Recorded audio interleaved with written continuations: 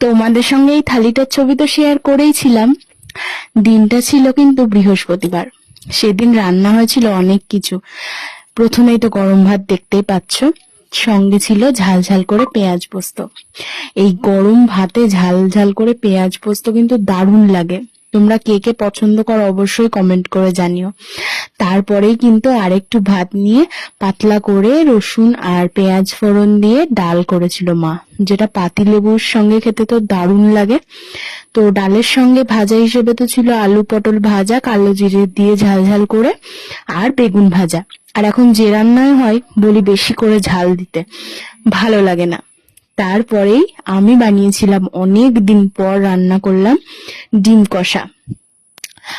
এই ডিম কষাটা অনেকদিন পর করলাম, আর আলু দিয়েছিলাম, বেশ ঝাল ঝাল করে করেছিলাম, সবার খুব পছন্দ হয়েছিল।